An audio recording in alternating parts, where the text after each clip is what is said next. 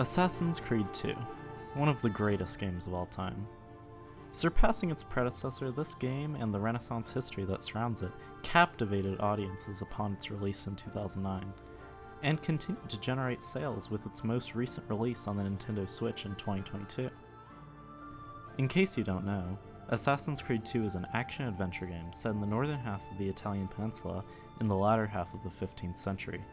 The game's plot is framed by a man in the 21st century, Desmond Miles, using a machine called the Animus to relive the memories of Ezio Auditore da Firenze, his ancestor, through Desmond's inherited genetic code. The main story follows Ezio's quest of revenge through the Italian Renaissance. In the game, if the player does something unrealistic like kill civilians, then he or she will become desynchronized and lose control due to being inaccurate to Ezio's memories. So, if losing historical accuracy can end a session in the Animus, how historically accurate is the game itself, and why have things been changed if they have? I'll begin by taking a look at some of the characters in comparison to their historical counterparts, then analyze the depiction of major historical events, and I'll finish with a look at the game's setting and environment. I will not be treating the clearly ahistorical aspects of the game, such as the ancient magical pieces of Eden and Isu, the conflict between assassins and Templars that the series carries through all of history to ensure a clear clash between two parties, the fact that the game can be played with characters speaking modern Italian or English, or even the game's unrealistic physics.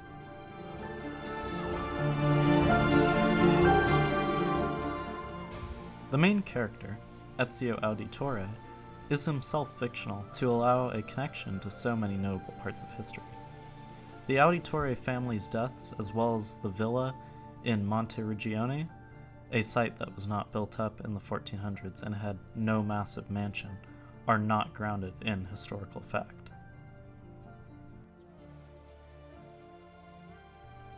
It's important to note that the game includes a mixture of historical and fictional characters. The game even includes characters like Cristina Vespucci, who, although not themselves historical, are based on historical characters. In Cristina's case, she serves both as a character that players can connect to Amerigo Vespucci, the famous cartographer and namesake of America, as well as a love interest for the protagonist. Cristina is likely based on Simonetta Vespucci, who was the cousin-in-law of Amerigo Vespucci, and was possibly the model used for a number of paintings by Florentine artists such as Sandro Botticelli and Piero di Cosimo. The most famous painting she was possibly the reference for is Botticelli's Birth of Venus, completed after her death. By the time of the game, Simonetta Vespucci would have already been married. She died the year the game's main story begins, in 1476. This could be why they opted for Cristina as a historical surrogate. The game's antagonist, Rodrigo Borgia, was an influential and corrupt person, but not exactly the overarching puppeteer of history that the game portrays. He was a Spaniard originally lifted to prominence in the Catholic Church through nepotism. For most of the time of the game, he is not Pope. He became Pope Alexander VI in 1492. To note his influence, he is the Pope who granted Isabella and Ferdinand their famous title of Catholic monarchs. His most famous papal decision became the Treaty of Tordesillas, dividing the so-called New World between Spain and Portugal. For a clergyman, he lived a lavish life of excess. He was a patron of the arts, and father of many children by several different mistresses, so he was by no means the ideal pope.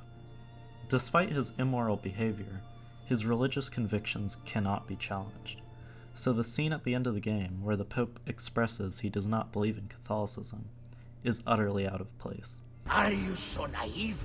I became pope because it gave me access. It gave me power. Do you think I believe a single goddamn word of that ridiculous book? It's all lies and superstition. While he promoted evangelization in the New World, in 1499, Ezio and his companions are shown to not know of the land in the Western Hemisphere. It is a map of the entire world, but there are lands shown here that do not exist. Apparently they do exist. I imagine they've yet to be discovered. Or rediscovered.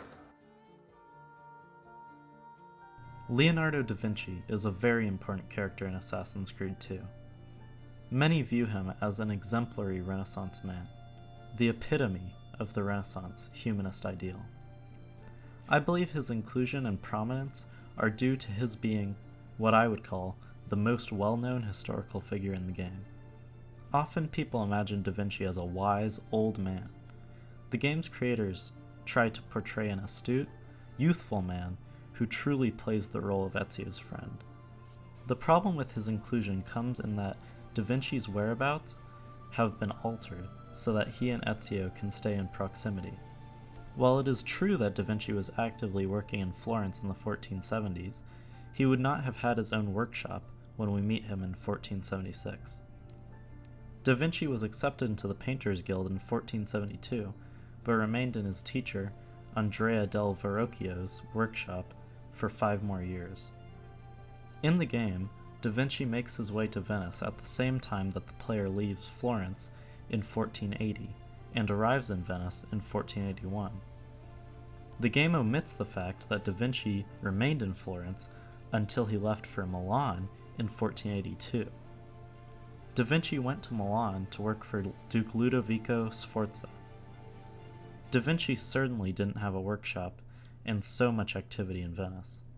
He remained in Milan until December 1499, or January 1500 at the latest, so Da Vinci being among the other important characters at the Villa Auditore in 1499 is purely imaginary.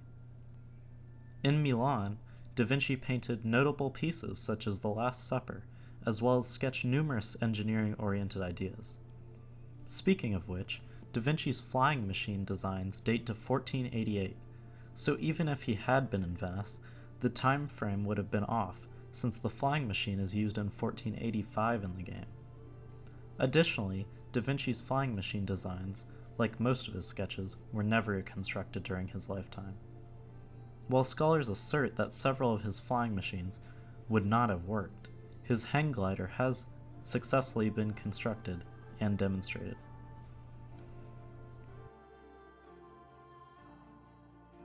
Marco Barbarigo is an interesting character in that his inclusion allows the player to kill the Doge, the chief magistrate of Venice. The historical record surrounding Venice at the time of the game's setting is uncertain enough that the game's creators can do this. While it's more likely that the previous Doge, Giovanni Mocenigo, died of plague, which he had contracted, it is possible that he was poisoned. Poisoning was a common form of assassination for the time and difficult to trace. Carlo Grimaldi, who poisons Mocenigo in the game, is fictional, but from a real family that holds power in Monaco to this day. Either way, Marco Barbarigo did really become Doge upon Mocenigo's death. I could not find historical evidence of Dante Moro, a character whose story I expect was fantasized to make Marco more of a villain. Neither could I find any historical record for Silvio or Emilio Barbarigo.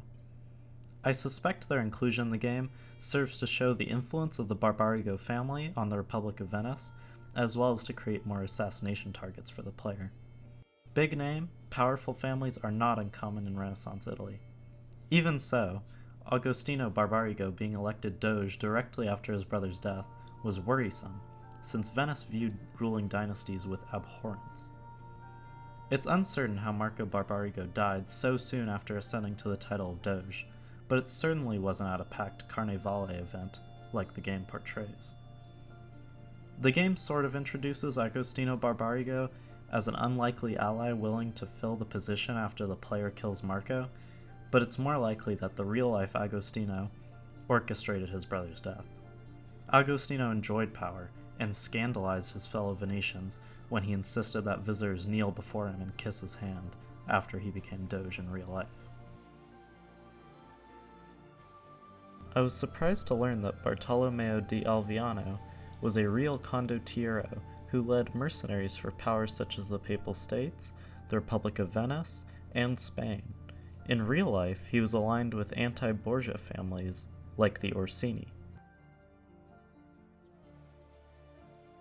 Niccolo Machiavelli is largely out of place in Assassin's Creed 2. He would have been about 19 when first encountered in the game, and would have been studying and working in Florence, not as active in Venice, Forlì, and Monteriggioni as we see him. I believe his inclusion is just to have another well-known historical character there to guide the player alongside people like Da Vinci. Machiavelli did become the head of the Second Chancery several days after Savonarola's downfall, so maybe his presentation in that part of the game is more analogous to real events.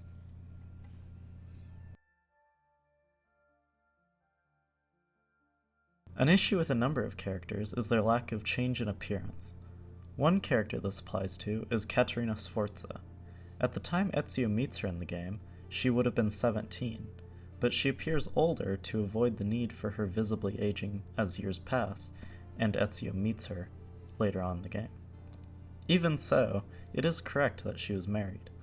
She had been married to Girolamo Riario, Pope Sixtus IV's nephew, for about 7 years at that point. Sforza likely did not pay Cecco and Ludovico Orsi to assassinate her husband as the game suggests. Instead, the Orsi likely acted seeking to steal wealth and win the Medici's approval. The order of events has been altered in the game. In the game, Sforza has her husband killed, and later the Orsi brothers turn on her in the quote-unquote Battle of Forlì, which includes a hostage situation. In real life, April of 1488, Riario was killed and defenestrated to the chagrin of the people, at which point Sforza and her children were then taken hostage. The siege and castle battle portrayed here in the game are misplaced. A surprising scene in the game is Sforza flipping up her skirt saying she has the instrument to make more children, and that she does not care what happens to her captured children. This scene is probably a combination of two separate, published accounts, both written by Machiavelli. In his Discourses on Livy, he says she uncovered her genital members to show that she did not care about her children, and in his Florentine histories, he claims that she said she had the means for producing more children. Although Machiavelli wrote these accounts, many believe that the skirt scene was falsified by him and included in his writings to portray Sforza poorly. He had met her as an ambassador of Florence. It is now believed that Sforza merely mentioned the fact that she was at the time pregnant and going to have a child. This is supported by an early account found among Machiavelli's papers that eschews the skirt scene.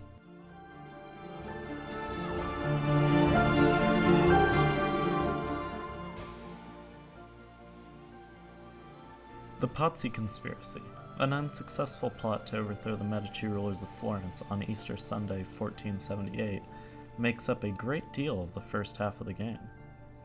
Someone casually playing through it might not even realize its reality and significance.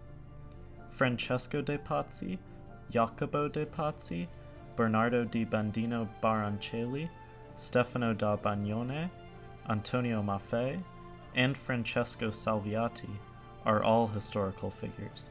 In real life, Pope Sixtus IV and his nephew Girolamo Riario, who was mentioned before, are the ones who backed the Pazzi and clergymen because they resented Lorenzo de' Medici's efforts to thwart the consolidation of papal rule over Romagna. The Pazzis particularly disliked the rise of the Medici family, since the Medici were lower-class merchants compared to the aristocratic Pazzi. So, when the game speaks of the Pazzi's distaste for the middle class, Francesco was taught to hate the middle class and its social climbers. That attitude is historical, and part of what catalyzed their conspiracy.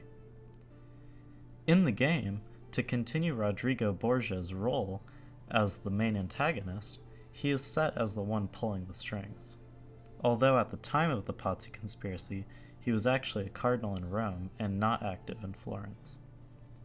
In the game, when asked if the Pope consents, Borgia says that he gave his blessing to the operation, as long as nobody's killed. But in the real world, With Sixtus IV backing an assassination attempt, I think he expected and desired the Medici brothers' deaths. In fact, the assassination attempt was carried out during Easter Sunday Mass. The first assassin that the Pazzis hired refused to commit the murder in church, so the Pazzis turned to two priests willing to take the Medici's lives during Mass. Baroncelli and Francesco de' Pazzi stabbed Giuliano de' Medici 19 times. Francesco de' Pazzi murdered Giuliano both in the game as well as in real life.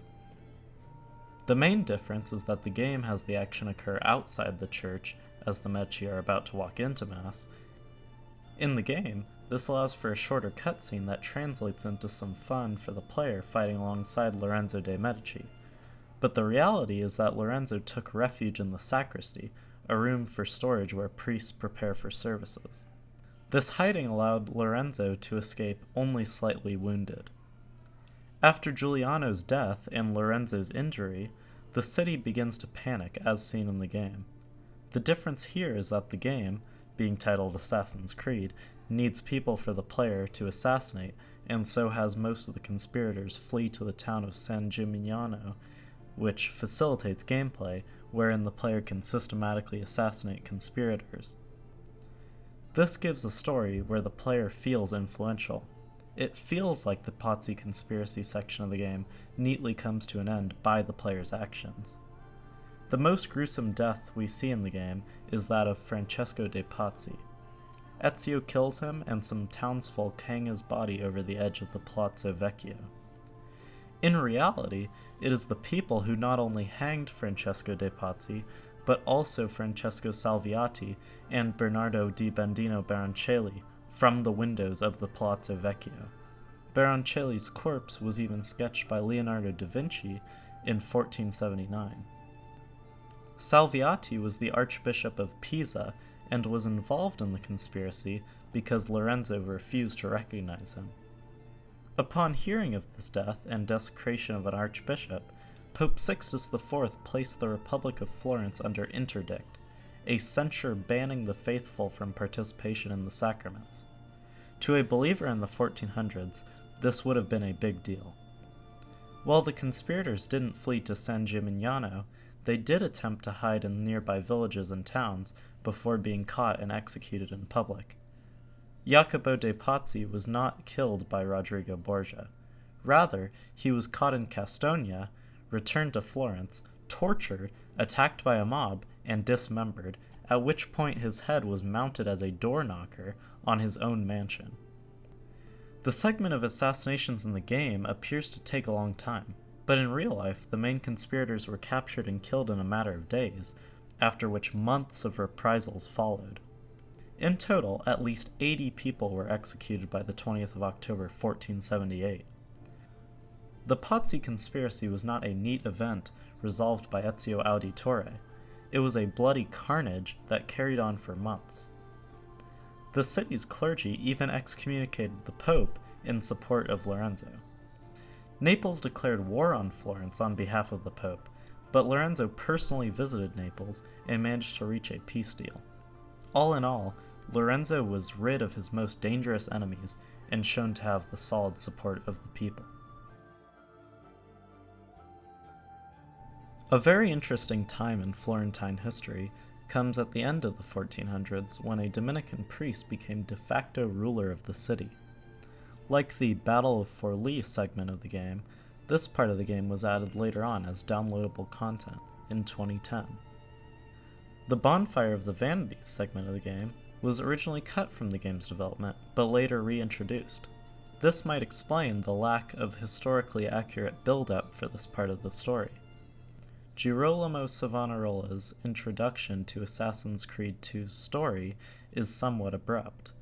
At the end of the Battle of Forlì segment, he sort of just appears to take the Apple of Eden. We learn from a local friar that Santo Spirito, in Firenze, is where he studied, and perhaps where he would return. While it is true that Savonarola had left Florence in 1487, he had left to become a Master of Studies in the School of General Studies at Bologna. Playing the game, I received the impression that Savonarola made his way to Florence, somehow ousted Lorenzo de' Medici, and began tyrannically ruling over the people with cronies and frightening rhetoric. In reality, Savonarola was sent back to Florence because Lorenzo de' Medici desired it and used his power to retain the friar. Although Lorenzo did later try to subdue Savonarola's preaching with threats and flattery, it was too late. Lorenzo died in 1492. Savonarola did not oust Lorenzo, nor did he take over after his death. In fact, Savonarola gave his blessing to the dying Lorenzo. It was Lorenzo's son, Piero, who alienated the people of Florence by siding with the French. When King Charles VIII of France invaded Florence in 1494, though, the Medici fled Florence and did not return to power until the 16th century, when another of Lorenzo's sons, Giovanni, and later Pope Leo X, used his influence with Pope Julius II to bring the family back to positions of power. The power vacuum created by the absence of the Medicis had to be filled, and Savonarola was perfect for this. Not only did he play a large role in negotiating with the King of France and moderating the polarized political factions, but he had predicted the French invasion and easy victory 2 years before it had happened. His political prevalence and correct prophecy enormously increased his authority among the people. With Savonarola suddenly in charge, he introduced a democratic government that was arguably the best the city ever had, and began his mission to found a city of God in Florence, a Christian republic that might initiate the reform of Italy and the Church. The game shows a bleak turn of events with the Medicis gone, but the truth is that, for many, this was a foretaste of paradise, suddenly brought out of the corrupt Renaissance capital that Florence had been up to this point. I'd like to share some excerpts from a 1493 sermon of Savonarola's to show how the Dominican friar had been persuasively advocating for change even before his rise to power. Crowds would be drawn to hear him speak. Savonarola often spoke of the devil, good, evil, and the state of the church. His apocalyptic themes were becoming increasingly compelling to people as the year 1500 approached, a year that seemed plausible for the Last Judgment. He spoke of how the devil hath broken down the gates of the church, that no more good prelates are to be found in the church, and that they have destroyed the church of God, and that the new church is built of Christians dry as tinder for the fires of hell. We are familiar with the idea of the Renaissance being a wonderful rediscovery of wisdom and beauty from antiquity, but Savonarola saw this as a bad thing. Go to Rome and see. Thou shalt find the great prelates all with books of humanities in their hands, and telling one another that they can guide men's souls by means of Virgil, Horace, and Cicero. Wouldst thou see how the church is ruled by the hands of astrologers? Savonarola made blanket statements about the corruption of the church and those who led it. He called for a return to the morality of the old church. In the primitive church, the chalices were of wood, the prelates of gold. In these days, the church hath chalices of gold and prelates of wood. These have introduced devilish games among us. They have no belief in God, and jeer at the mysteries of our faith. Savonarola openly pleaded to God in front of the crowd. O Lord, why dost thou slumber? Arise and come to deliver thy church from the hands of the devils, from the hands of tyrants, the hands of iniquitous prelates. Hast thou forsaken thy church? Dost thou not love her? Is she not dear unto thee? After speaking with God, he addresses the people, ending his sermon by saying, The only hope that now remains to us is that the sword of God may soon smite the earth. A contemporary and historian of Savonarola, Francesco Guicciardini, noted that, in Florence there was never such goodness and piety as in his time, and that his deeds were so good in effect, and some of his predictions so well borne out, that many have for a long time believed that he was, in truth, sent by God, and that he was a prophet, notwithstanding his excommunication, trial, and death. Guicciardini cites locked taverns, a lack of depraved youth, an end to sodomy, a decrease in women dressing seductively, and the general restoration of children to a holy way of life as evidence that all that was good had been introduced and supported by Savonarola, since these things did cease after his death. So, that was all to show that Savonarola had established his reputation among the people, and brought what were seen as good reforms. Even so, a Florentine political party called the Arrabbiati did form in opposition to Savonarola. Savonarola, and thus Florence, had a very strange relationship with the Holy See in the 1490s. Pope Alexander VI wished for Florence to join the Holy League, but Florence rejected this. The Pope tried to trick Savonarola into coming to Rome by asking him to preach and prophesy there, but Savonarola saw that as a trap.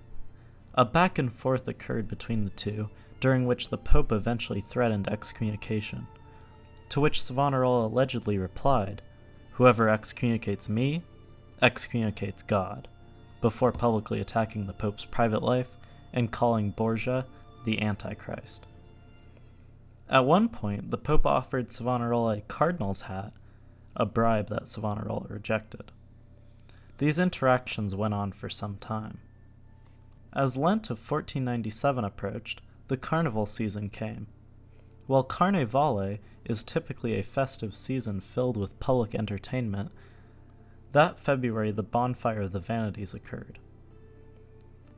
Although the title of this segment of the game is Bonfire of the Vanities, that phrase specifically refers to this 1497 bonfire. The game shows people fueling numerous small bonfires throughout the city, but such bonfires were special events. These celebrations of destroying vanity were publicly supported. Citizens were invited to burn things such as personal ornaments, lewd pictures, cards, and gaming tables in preparation for the Lenten season.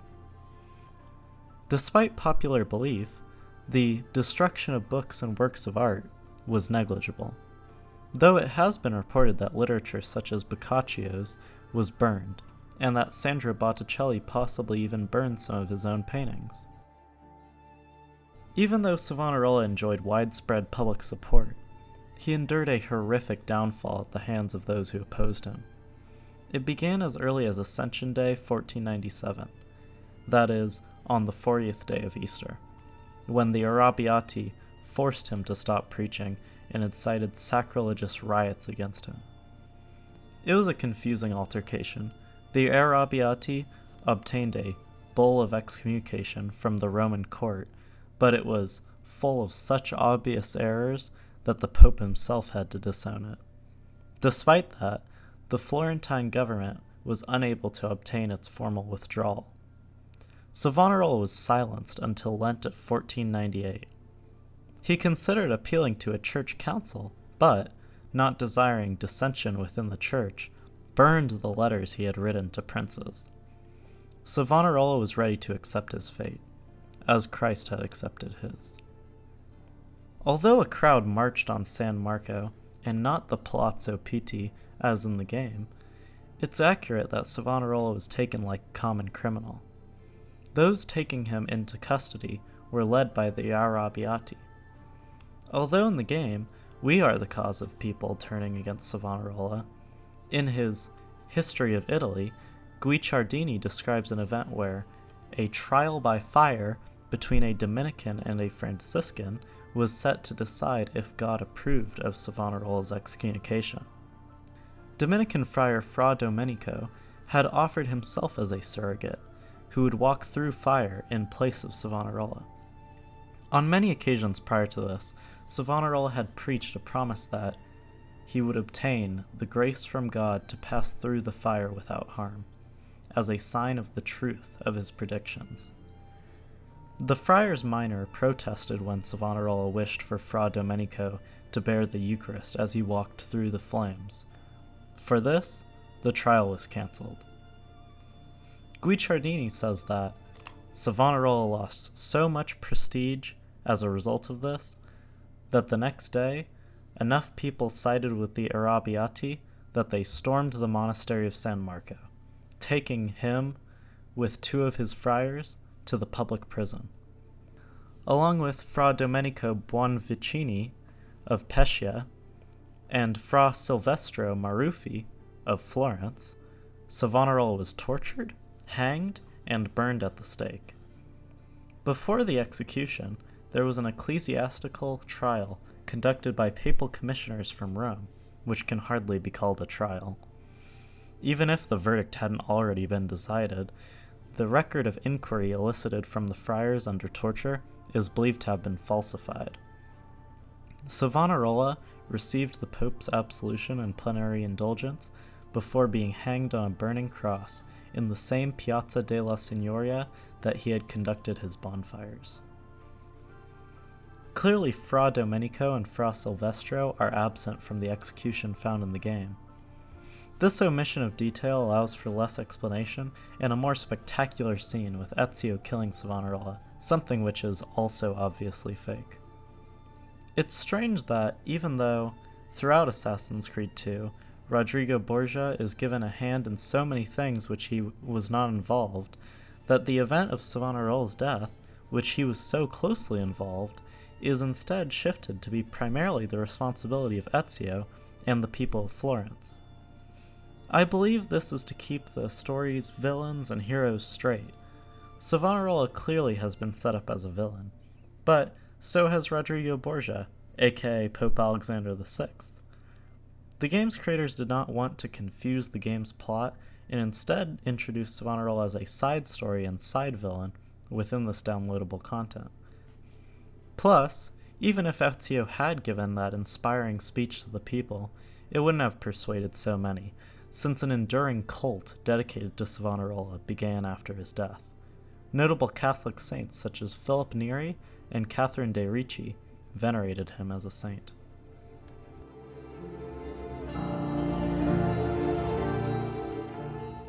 In an October 2009 blog post written before the game's release, scriptwriter Corey May made it clear that the game wouldn't be 100% historically accurate, and urged the player to hunt down all of the little inaccuracies, learning about the locations and time period in the process. In the same post, May points out 3 deliberate inaccuracies in the game. The first is the Plague Doctor masks. May implies it's inaccurate because there's been no plague epidemic, but the Black Death had ravaged Europe in the middle of the 1300s. Horrific accounts of its desolation can be read in sources such as Boccaccio's Decameron. Even though the plague had previously made contact with Florence before the time of the game, and would again in the 1500s, the common image of a plague doctor finds its origins only in 17th century Western Europe. The beak was filled with herbs and compounds thought to ward off miasma, that is, poisoned air. The long robe, boots, and gloves were also intended to block miasma from entering the wearer's skin. Its use was limited to a few places in Italy and France during the 17th and early 18th centuries, and would not have appeared in Renaissance Italy in the 1400s. The second thing May points out is Benvenuto Cellini's Perseus. This sculpture is one of the many anachronistic artworks in the game. Not only was it made between 1545 and 1554, but it was made for the Loggia della Signoria, a corner of the Piazza della Signoria, where it has been ever since, and not the prominent position it is in, across from the Palazzo Vecchio in the game. The third thing May points out is the absence of Florence's baptistry. This ornate building is one of the oldest buildings in the city, and has been standing longer than the cathedral. The baptistry dates from the 11th century. Florentines believed the building was a surviving Roman monument when they commissioned a series of bronze doors with relief sculptures at the beginning of the 15th century. Lorenzo Ghiberti's pair of doors was so beautiful that Michelangelo christened them the Gates of Paradise. Corey May explains that the building's absence is merely due to the original technical limitations of the game, since having too many detailed landmarks in one location eats memory. In many ways, the creators of Assassin's Creed 2 have done well with their architecture. Although the Auditores didn't exist, the Palazzo Auditore in Florence corresponds to a real building, the Palazzo Strozzi. The architecture and location are similar. The towers scattered around the city seem like they might have been added for the sake of climbing, but it is actually true that rich families would expand their houses upward with such towers. This was most common earlier in history, before the game's setting. In some instances, buildings that existed at the time of the game are included, but shown as they appear today, with extra later additions. This applies to architecture in Florence and Venice. For example, Santa Croce receives its marble facade about 400 years early, and San Lorenzo has its dome about 100 years early. Like Santa Croce, Florence's Duomo receives its 1800s facade, but here it is shown as under construction, so as to not fully commit to accuracy or inaccuracy. Commenting on this, Patrice Désilets said that the team bent the rules a bit to make the game look as good as possible. Although the Piazza San Marco would have appeared more medieval in style, the square is portrayed more neoclassical, how it would have looked in the 1500s. This does not apply to structures like the Rialto Bridge in Venice, which is included in the game as correctly made of wood, not in its final form.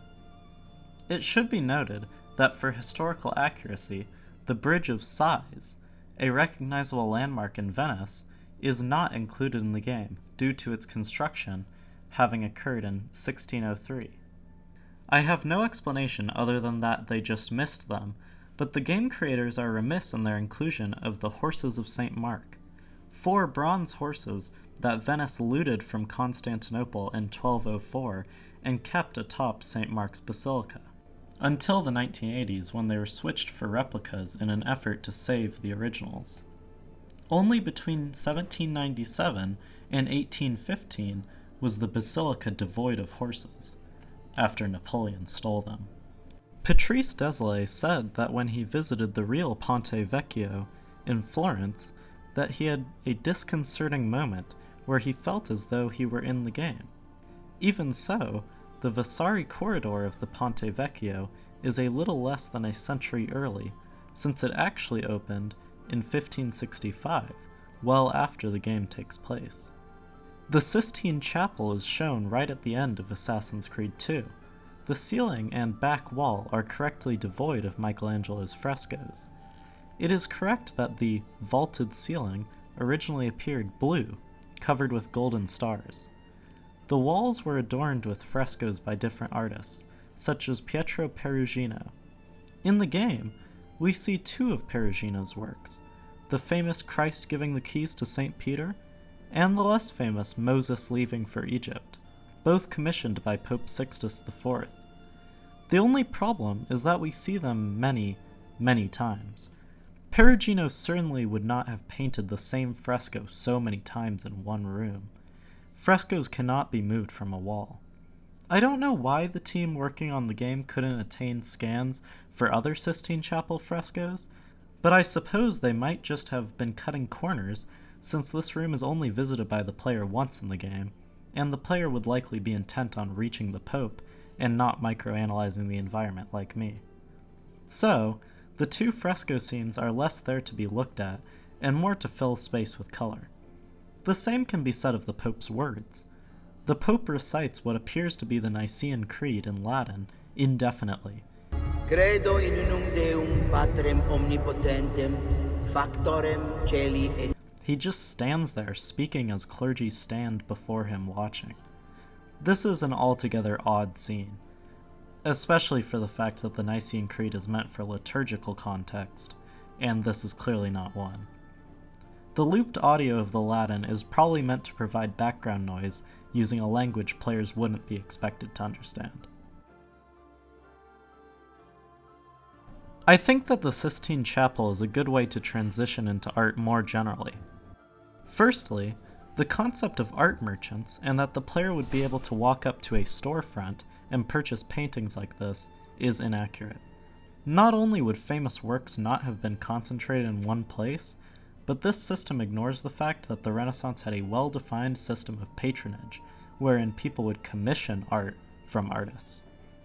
I will quickly go through all the artworks that the player can buy that are anachronistic, even at the latest year playable in the game.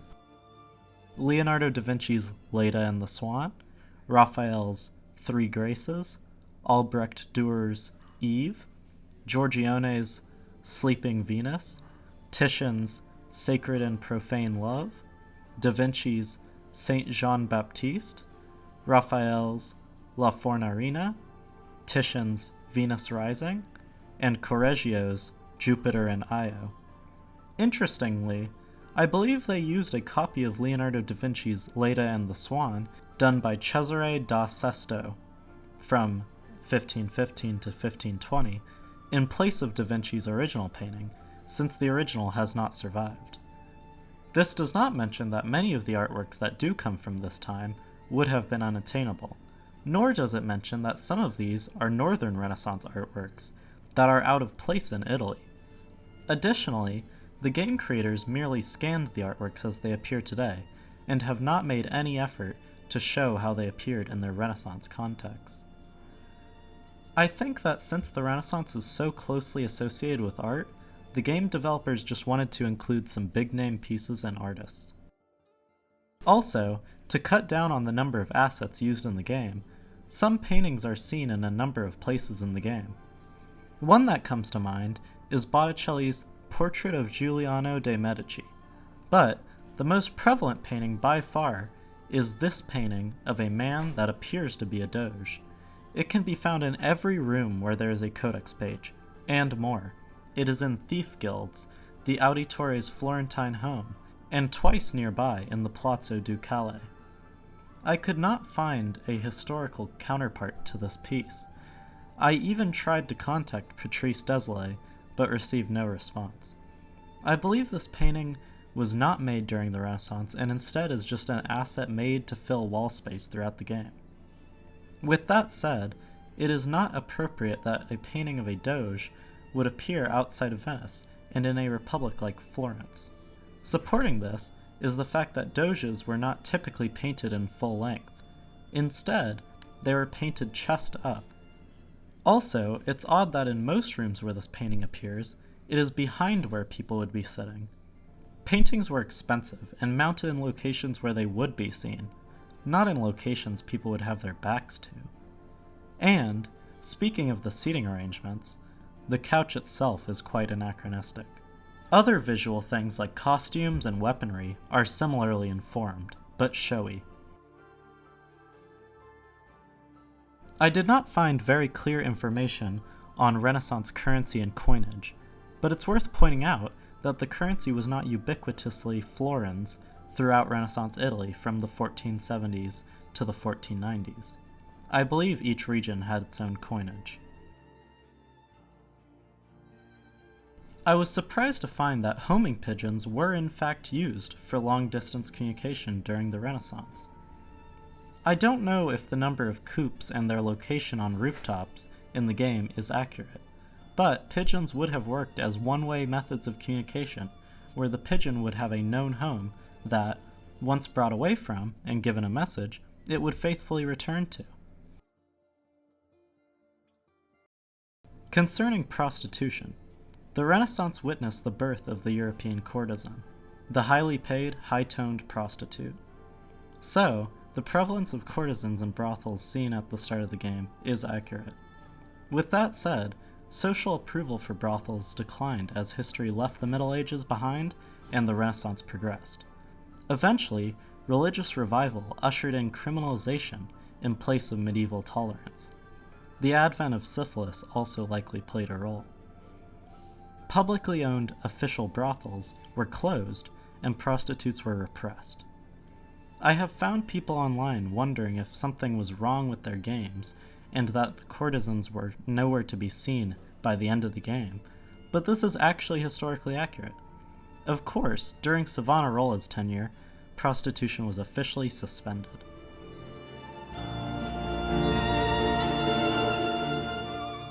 Speaking of Assassin's Creed 2, Patrice Désilets said, That's the real license, it's the historical time period. "It's true that a lot of the game's charm and intrigue is sourced in history. I think that for a work of fiction using the Renaissance as a vehicle for creating a good story and gameplay experience, its creators have done a fantastic job. They often only deviate from the historical record whenever they think it would make the gameplay experience better. I love that they have included an in-game database on the pause menu where the player can read up on historical persons and locations. I only wish that they detached themselves from the game in the database and made clear what was fact and fiction. One will find fiction with the same historical tone as fact in the database. With that said, history is the study of the human experience, and diving into the 1400s in such an immersive way effectively draws in the player. Someone playing the game really feels like he or she is engaging with the environment and historical figures while making a difference in our own timeline. History is a profound sandbox that many games are afraid to dive into. Most games utilizing history use it merely as a backdrop, a peg to hang the action off of. Most games involving history are war-driven and without nuance. Assassin's Creed 2 is amazing for its ability to warrant a video like this one. Heck, a professor at the University of Akron has even used the game to teach history in one of his courses. We need more video games like Assassin's Creed. Thank you so much for watching the video. I worked on this as a school project, a sort of capstone for my second semester of senior year, and I hope you've liked it. Please comment below if you have any insights into the historicity of the game, because it's a deep horizon of detail which cannot be fully documented in one place. I've put a link to this video's sources and script in the description if you would like to check those out.